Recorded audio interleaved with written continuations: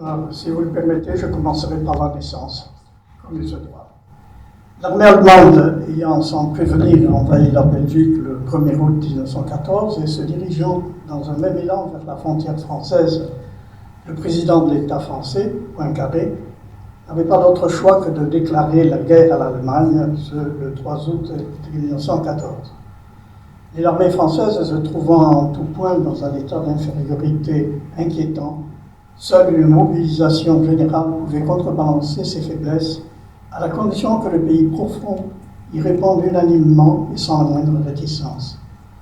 Le président Poincaré fit donc lire le 4 août à la Chambre des députés cette proclamation. Dans la guerre qui s'engage, la France aura pour elle le droit, dont les peuples ne sauraient impunément méconnaître l'éternelle puissance morale. Elle sera héroïquement défendue par tous ses fils, dont rien ne brisera devant l'ennemi l'union sacrée, et qui sont aujourd'hui fraternellement assemblés dans une même indignation contre l'agresseur et dans une même foi patriotique.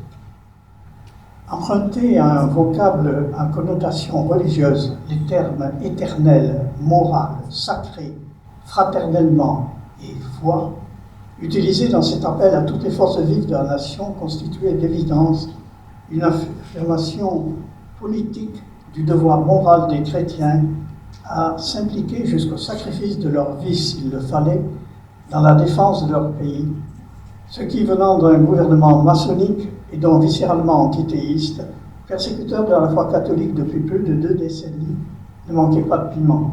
En ce temps où les lois de Jules Ferry dans les années 1880, puis celles du Petit Père-Combe dans la première décennie du nouveau siècle, avaient décimé progressivement les communautés du clergé régulier, chassant leurs membres à l'étranger, procédé à une honteuse spoliation nationale des biens de l'Église catholique et interdit à tout consacré le port du moindre vêtement ou insigne distinctif de son engagement au service de l'Église.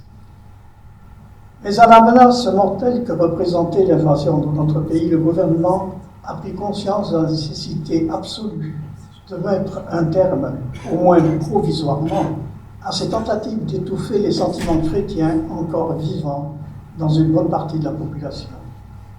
Un décret du ministre de l'Intérieur, Louis Malvy, un des plus anticléricaux qui soit, décida de, citation, la suspension de toute action administrative ou judiciaire qui serait conduite à l'application des lois de 1901 et 1904. Il ne s'agissait donc pas d'une abrogation de ces lois, mais seulement de leur mise en parenthèse momentanée. Malgré cela, les consacrés de l'Église ont répondu massivement à l'appel national. 25 400 prêtres et séminaristes diocésains et autant de membres des congrégations, dont 16 145 religieuses, qu'il ne faut surtout pas oublier, revenant pour la plupart des pays où ils avaient émigré. Tous ont fait preuve, au front, d'un héroïsme tel qu'un grand nombre d'entre eux ont reçu au champ d'honneur les plus hautes distinctions militaires et civiles, comme en témoignent les 2 gros volumes de 1381 pages du livre d'or du clergé des congrégations, recension incontestable référée aux données quotidiennes du journal officiel. Le résultat chiffré de leur épopée est impressionnant.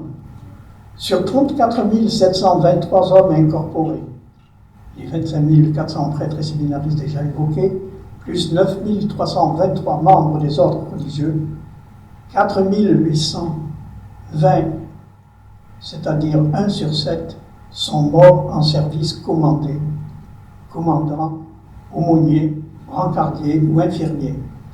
Et 12 305 ont été honorés de diverses citations et décorations, soit un taux inimaginable de 40%. Les actes d'héroïsme qui leur ont valu ces distinctions sont tous indiqués dans le livre d'or. Il n'est pas possible, dans le court délai qui m'est imparti, d'en narrer ne serait-ce qu'un. Et vous en trouverez une 60aine dans l'ouvrage La Grande Guerre des Hommes de Dieu, ouvrage mémorial de l'engagement de l'Église catholique durant la guerre. Et j'ai choisi cependant comme exemple de l'union sacrée telle que vécue au front cet extrait du livre de l'abbé Tellier de Broncheville, 10 mois à Verdun. Je le cite, 23 octobre. Une voix amicale m'interpelle. C'est un des officiers qui mènera brillamment l'attaque, un instituteur. suivi de sa compagnie qu'il conduit à sa tranchée de départ. Il m'offre une place dans sa colonne. Je prends en main le port de sa capote. Le soldat qui me suit empoigne ma soutane. C'est le seul moyen de ne pas me perdre dans l'obscurité. Et nous marchons ainsi à la file indienne, en cortège symbolique vers l'horizon de demain, l'instituteur, l'aumônier, puis derrière nous le peuple de France, fraternellement associé contre l'ennemi commun. C'est très union sacrée. Il fait d'ailleurs trop noir pour qu'on nous distingue ici de quelle couleur nous sommes. Quand il fera clair, au feu de la bataille, nous serons tous couleur de France. Du reste, dans une somme collective éditée en 1986 et intitulée Histoire religieuse de la France contemporaine, 1880-1930, Yves-Marie Hilaire, professeur d'université, directeur du RECO du CNRS dénommé Histoire religieuse moderne et contemporaine, a mis en évidence le fait que, face à l'ennemi, les Français communient dans la religion, nous avons bien dit religion, du patriotisme. Et il rencontre ainsi les fruits de cet engagement total et fraternel des membres du clergé dans les tranchées sur les lignes de front, je le cite. Les messes militaires sont suivies avec ferveur, et la piété des soldats s'exprime souvent sans respect humain. Les aumôniers savent trouver les mots qui les touchent. Est-ce à dire que les soldats reviennent à la pratique?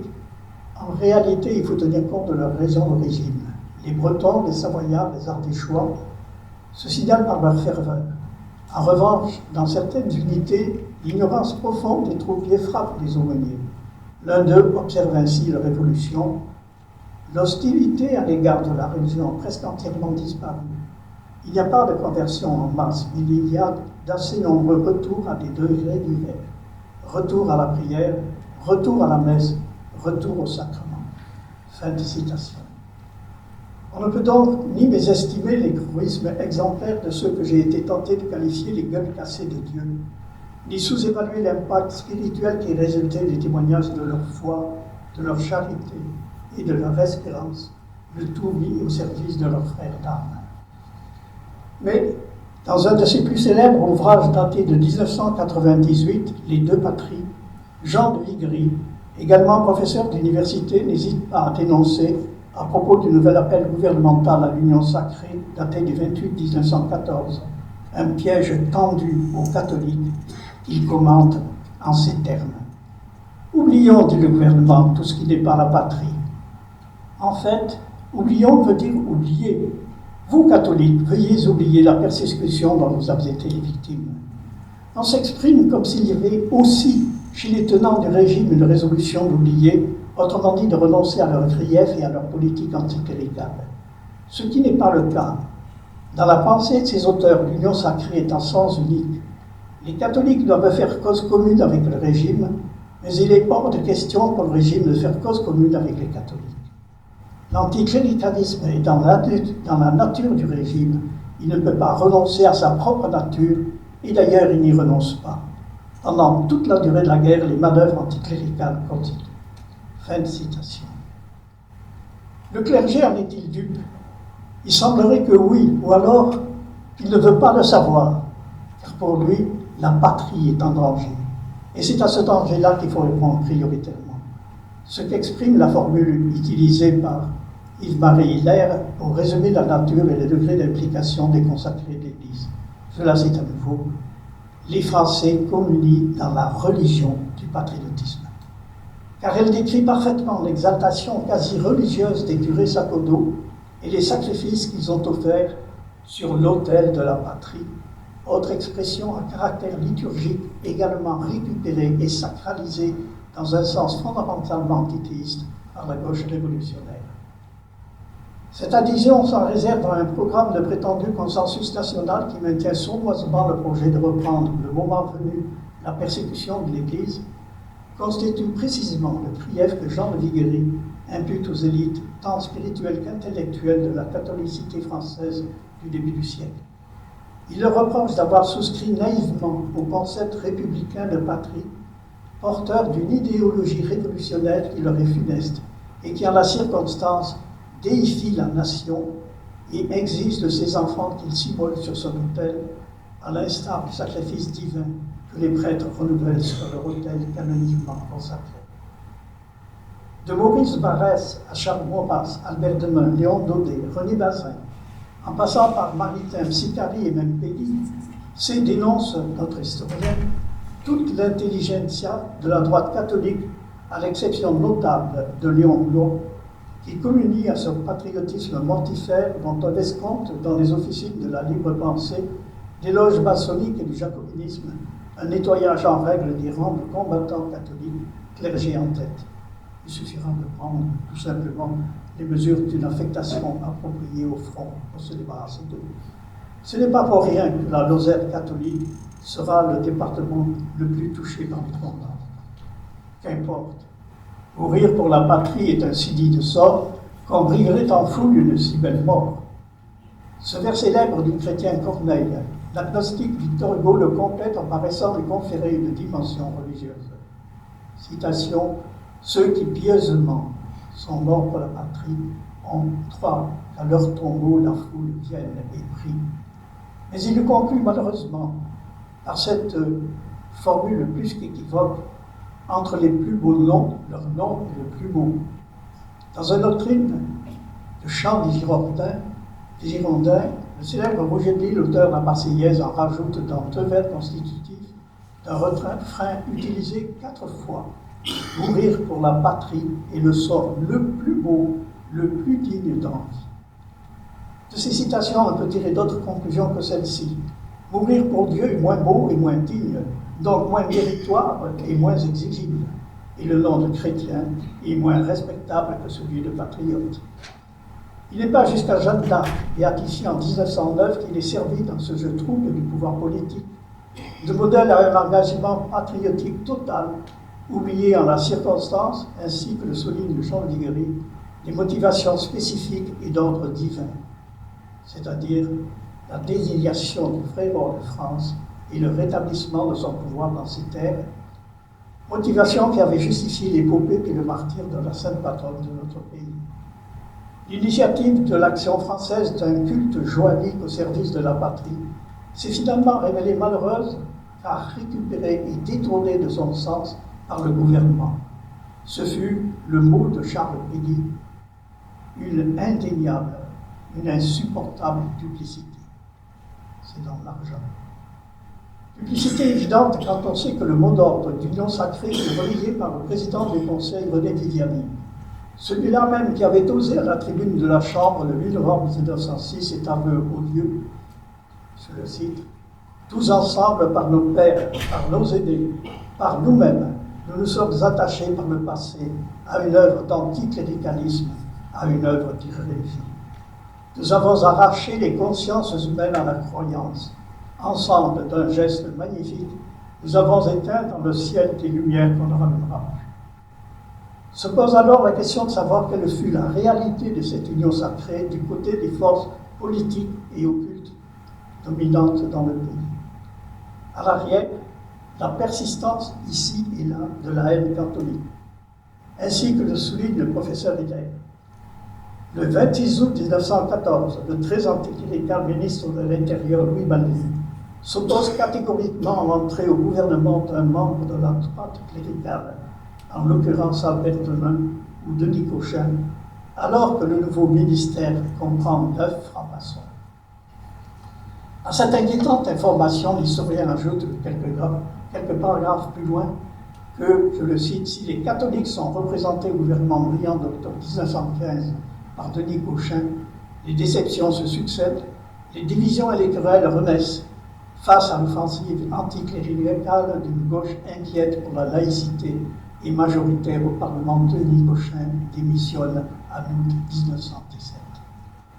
Tout un chapitre sur 6 de la grande carrière des ennemis de Dieu s'est avéré nécessaire pour dénoncer la haine qui, à l'arrière de combats mettant le pays en danger, a cessé de poursuivre l'Église par des procédés les plus déshonorants jusqu'en novembre 1917. On verra plus tard pourquoi, tout au moins. Ce chapitre 4, intitulé « La haine anti-catholique n'a pas désarmé », démontre pièce par pièce l'arsenal des accusations mensongères utilisées par les ennemis irréductibles de la religion pour discréditer l'Église et sa participation à la lutte contre l'adversaire allemand. La rumeur infâme, Tel est le surnom que l'histoire a donné à une campagne incessante et multiforme de diffamation. Cette campagne a été menée essentiellement sur deux axes. Le premier, l'Église de France accusée d'être une alliée des Allemands. Le second, les curés accusés d'être des embusqués, étiquette qui fera mouche dans certains milieux de 1914 à novembre 1917, avec la complicité silencieuse du ministre Malvy. Première accusation, le clergé français complice des Allemands. Ce sont généralement des citoyens lambda qui se font les colporteurs de révélations dont ils ne fournissent jamais l'origine, selon lesquelles tel curé ou tel couvent a remis une somme d'argent aux ennemis. Les procédés de transfert de fonds n'étant pas mentionnés, bien sûr, ou se révélant des plus incongrus. La Croix, du 25 novembre 1914, en dénonce un exemple. Je le cite. Le comble du grotesque est atteint par une revue espagnole, Lectura Dominicale, qui se fait le 17 octobre 1914 avec nous de nos officines anticléricales, en expliquant que la guerre fut décidée au congrès eucharistique de Lourdes. L'empereur allemand, assistant au congrès déguisé en curé, convainc avec l'évêque de Tarbes que le trésor de la basilique de Lourdes lui fut livré. Et c'est avec cet argent que l'Allemagne mène la guerre contre la France. Fin de citation. Aussi stupéfiant que cela puisse paraître, le ridicule de cette assertion n'a pu réduire à néant la campagne de suspicion de complicité du clergé français avec la papauté accusée de soutenir l'Empire germanique dans ses tentatives de domination de l'Europe. C'est une presse inféodée au radical socialisme maçonnique s'empressait de relayer cette entreprise de calomnie systématisée. Tel était le cas de la Dépêche de Toulouse, aujourd'hui la Dépêche du Midi, dont un chroniqueur dénommé Paul Adam rédigea le 16 février 1916 un article virulent dont voici un exemple, un passage principal. Il y a peu de jours, le temps, c'est le nom prêté à une miséreuse feuille locale, signalait un bruit selon lequel les empires du centre auraient offert au pape d'agréer son ambassadeur parmi les membres d'un congrès de la paix demandant la fin immédiate de la lutte. Ainsi donc, pour restituer au pape le pouvoir temporel, un certain nombre de cléricaux déments souhaitent livrer à l'ennemi la France héroïque. Fin de citation. Sommé par les députés Barès et de Lamarzel de fournir une réponse aux questions précises, quels noms, au pluriel, quels actes, l'intéressé finit, aux grandes dames de la Dépêche, par se rétracter totalement. Il faut reconnaître que la politique de conciliation du pape Benoît XV, élu le 3 septembre 1914, n'a pas été d'un grand secours, c'est le moins qu'on puisse dire pour les catholiques français.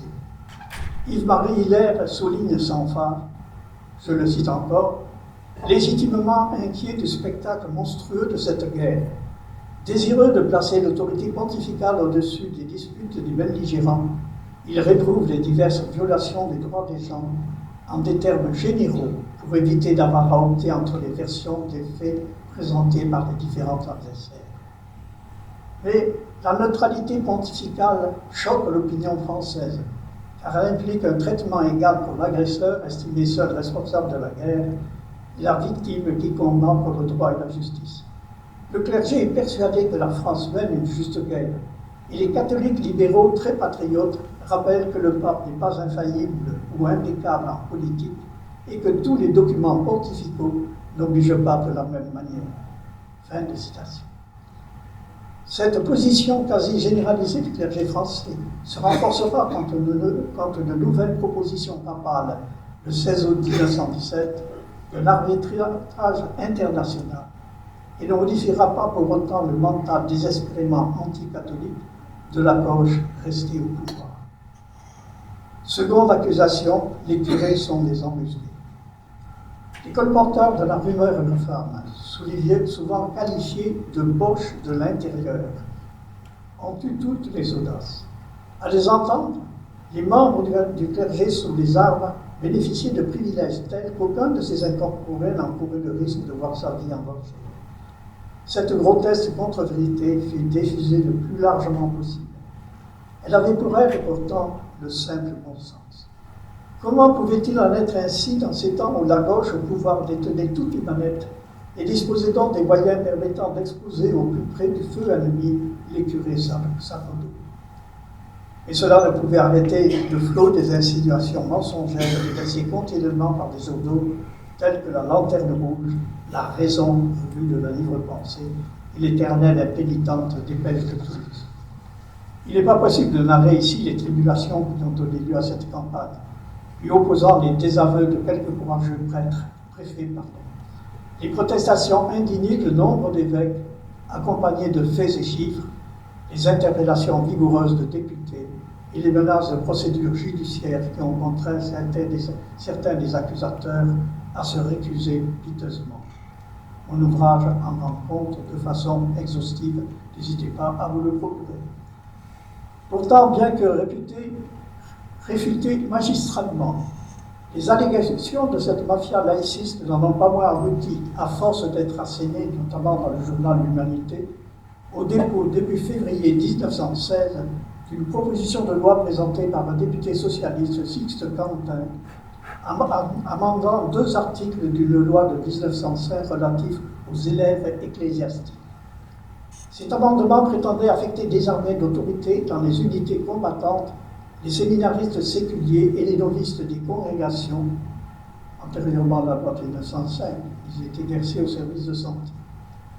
Ce qui rendit l'amendement odieux aux catholiques n'était pas le principe en soi d'une égalité de sort entre les jeunes élèves ecclésiastiques et les conscrits laïcs, certains de ces derniers étant de plus mariés et parfois déjà pères de famille. Veuillez m'excuser d'une particularité que je fais. Je suis le petit-fils d'un de ces soldats de 14-18, mort à Verdun, et qui a laissé une veuve toute jeune avec 2 enfants très bas âge, alors qu'ils étaient démunis de toute ressource. Cet amendement prétendait affecter désormais l'autorité dans les unités combattantes les séminaristes séculiers et les novices des congrégations. Antérieurement à la loi de 1905, ils étaient versés au service de santé. Ce qui était intolérable et qui a provoqué l'indignation des parlementaires de la droite, c'est que précisément les élèves ecclésiastiques en question n'avaient pas attendu le projet Sixte Quentin pour se mettre d'eux-mêmes au service des autorités militaires, là où elles souhaitaient les affecter.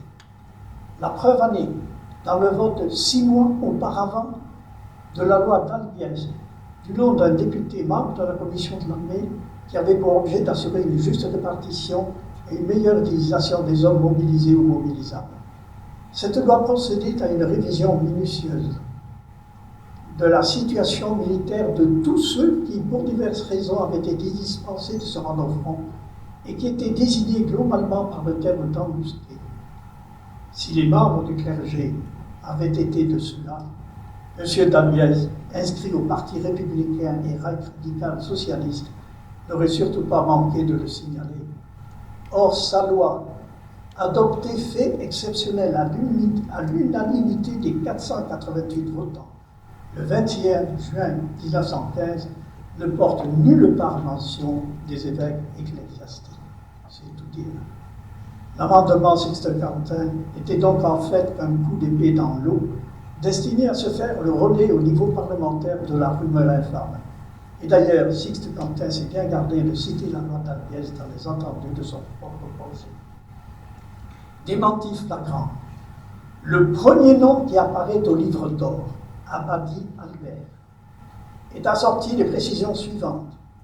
Né le 18 mai 1897, séminariste, mobilisé et affecté au 27e régiment d'infanterie le 11 janvier 1916, au front le 19 juillet 1916, prisonnier le 9 juin 1918. Un séminariste mobilisé à 18 ans et demi, envoyé au front à 20 ans, avant même le vote de l'amendement Sixte Quentin, c'est à souligner, et prisonnier de guerre à 22 ans, était-ce embusqué? Et les religieux seraient-ils revenus d'eux-mêmes en France pour s'embusquer? Détail révélateur Dans le journal L'Humanité du 27 septembre 1916, M. Sixte Quentin reconnaît par deux fois sans complexe, dans la mesure où je le puis, je le signale, je bouffe du curé. Il n'est pas le seul. Paul Penlevé, savant de renommée internationale, mais hélas l'héritier d'une dynastie laïque des plus sectaires, soutiendra publiquement, hors toute rigueur morale, et j'ajouterai scientifique, le déni de réalité de Sixte Quentin, ministre de la guerre en mars 1917, poste qu'il cumulera en septembre suivant avec celui de président du Conseil. Il disposait pourtant de la totalité des éléments nécessaires pour juger des comportements des religieux au front. Dans un discours à Montpellier le 22 octobre 1922, il était redevenu alors député, il osa cependant s'écrier « Non, non, ce ne sont pas les instituteurs laïques qui ont été des embusqués, ce sont des hommes en robe noire. » La France était alors au bord du gouffre.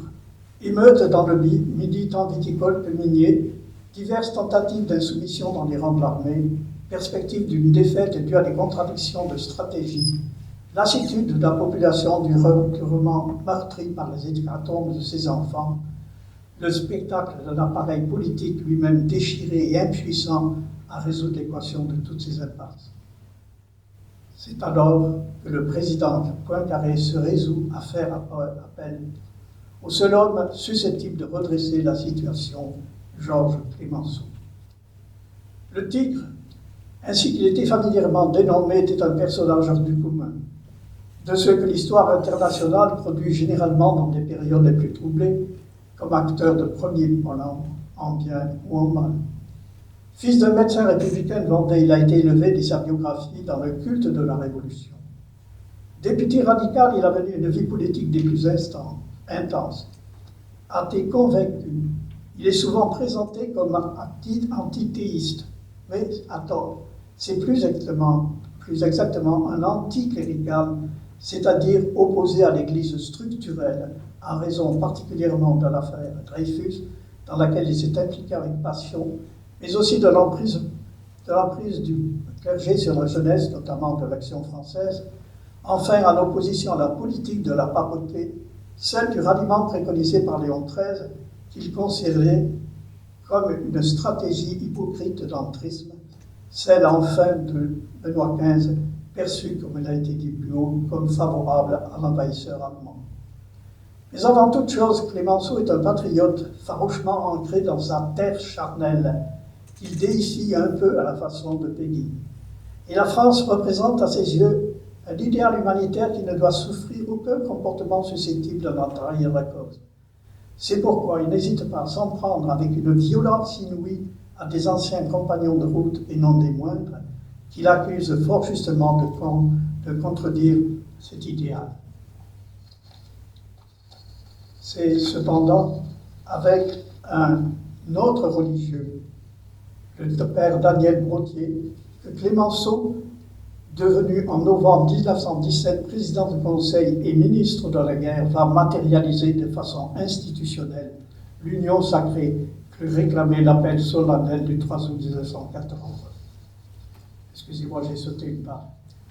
Droit dans ses bottes, il va affronter ainsi jusqu'à s'en faire des ennemis, eux aussi implacables, des hauts personnages tels que Jules Ferry, au sujet de sa politique de colonisation. Et plus tard, Louis Malvy, il poursuivra en justice et sera condamné pour avoir renseigné l'ennemi sur l'offensive de 1917, pour soutien aux acteurs du pacifisme, souvent complices des funestes boches de l'intérieur, aux grévistes et aux mutineries militaires. Clemenceau, Daniel Brottier, duo emblématique de l'Union sacrée. Homme de conviction donc, Clemenceau n'est pas pour autant incapable de changer de position s'il est confronté à des réalités dérangeantes pour lui. Impressionné par la résistance acharnée du peuple catholique aux inventaires des biens de l'Église en 1906, il s'écrira « On ne va pas tuer des hommes pour compter des chandeliers d'église ». C'est surtout au cours de l'entrevue mémorable qu'il avait eue en 1903 avec Don Chotard, abbé de la Trappe de Septfonds, qu'un déclic s'opérera discrètement dans sa tête. En sa qualité de président de la commission sénatoriale chargée à l'application de la loi 1901 de se prononcer sur des demandes d'agrément des ordres religieux, il avait reçu ce moine d'une façon que notre ouvrage transcrit intégralement et dont je voudrais donner ici un bref extrait, soit la conclusion d'un ardent plaidoyer du Père Abbé qui avait porté sur l'importance pour ses moines de l'Eucharistie, de la messe et de la contemplation. Je cite l'abbé. Quand j'ai fini de parler, j'étais haletant tellement j'avais mis de cœur à défendre notre idéal. Le président était visiblement ému. Il se leva et me secouant vigoureusement le poignet, « Dites cela devant la commission. Dites-le avec cette chaleur. J'ai compris l'idéal d'un moine. Je ne suis pas chrétien, mais je comprends, lorsqu'on l'est profondément, qu'on puisse être moine. Un parlementaire français n'a pas le droit de mettre à la porte de vrais moines qui, dans leur cloître, restent étrangers à la politique. À partir d'aujourd'hui, considérez-moi comme votre ami. » Il tiendra parole. En défendant avec sa fougue coutumière, lui, l'anticlérical déclaré, et seul devant un collège de sénateurs majoritairement hostiles aux religieux, la cause des couvents cisterciens, cela en dépit du déficit de chaleur dont le Père Abbé fit preuve en séance, la spontanéité n'étant plus au rendez-vous cette fois. Et il obtint gain de cause, c'est-à-dire l'agrément des cisterciens refusé aux autres congrégations. On notera aussi le resserrement des liens d'amitié au fil des 2 décennies suivantes, entre ces 2 fortes natures, comme en témoignent des lettres adressées par le Tigre à Don Chotard par la suite, et dont le Père Abbé actuel de cette forme m'a fait l'honneur de m'envoyer les photocopies. Je les remettrai à nos archives, à notre président, en premier lieu. Il y apparaît que dans la phase finale de sa vie, tout au moins, Clémenceau n'était pas sans se poser des questions d'ordre métaphysique. Et c'est cependant avec un autre religieux, le père Daniel Brottier, que devenu en novembre 1917 président du Conseil et ministre de la guerre, Clémenceau va matérialiser de façon institutionnelle l'union sacrée que réclamait l'appel solennel du 3 août 1914. Se rendant à maintes reprises auprès des soldats dans les tranchées, souvent en première ligne, il avait pu constater le comportement héroïque des membres du clergé et leur influence sur le moral des troupes. Et son regard sur eux en a été changé. Il est fort probable qu'à l'une de ces occasions, il a entendu parler avec enthousiasme du père Brottier. Sur les actes d'héroïsme incessant de ce prêtre, pourtant malade et réformé, mais parti au front malgré tout, sur la protection divine qui les a accompagnés par l'intercession de leur petite Thérèse de Lisieux, tout est narré dans la grande guerre des hommes de Dieu. Mais aussi ces 3 glorieuses, l'œuvre des orphelins apprentis d'Auteuil, la cathédrale de souvenirs africains à Dakar, en hommage aux combattants extérieurs de la France, enfin, dès la fin de 1917, la création d'une union nationale des combattants, sous la formule à jamais célèbre, unique au front. C'est cette œuvre, inspirée dans les tranchées au Saint-Aumônier et réalisée par un don financier de Clémenceau, qui symbolise l'union sacrée et en fut la seule marque sincère au niveau politique. Il en est une autre, mais plus discrète. J'ai eu la surprise de découvrir au cours de mes recherches qu'aucun des ouvrages consultés ne fait état des conditions dans lesquelles, à leur retour du front, les religieux anciens combattants ont pu, pour ceux qui le désiraient, réintégrer les couvents et monastères dont ils avaient été chassés et qui étaient devenus propriété de l'État. Il est certain que cela n'a pu se produire sans l'autorisation du président du Conseil, Georges Clémenceau, sous forme peut-être d'un ordre verbal transmis directement au préfet concerné. La guerre terminée, moi aussi bientôt, rassurez-vous, les vieilles escarmouches anticléricales s'estompent quelque peu face aux problèmes majeurs qu'engendre le retour des soldats chez eux, particulièrement les blessés amputés à vie, et les péripéties internes et internationales autour du traité de Versailles, l'effondrement de l'économie et les grèves qui en découlent. Le climat politique est à nouveau empoisonné par les rivalités continuelles entre Poincaré et Briand d'une part et d'autre part Clémenceau, ainsi que par la montée en puissance du bolchevisme auquel ce dernier est farouchement hostile, contrairement à l'aile extrémiste des radicaux où émerge progressivement la figure trouble d'Édouard Herriot. Cependant, la majorité parlementaire de la Chambre dite Bleu Horizon élu le 16 novembre 1919, et où siègent côte à côte 265 députés du centre conservateur et 110 députés de la droite traditionnelle, parmi lesquels Maurice Marès, Léon Daudet, le général de Castelnau, cette majorité-là va permettre une reprise des relations avec le Vatican. Clémenceau n'y était pas opposé à renforcement maintenant de l'unité de la Sainte Unité sacrée, mais rejeter le principe d'un nonce à Paris qui, écrit Philippe Erlanger, son biographe, un de ses biographes, ne pourrait être à ses yeux qu'une sorte de conspirateur diplomatique transmettant les consignes d'une puissance étrangère.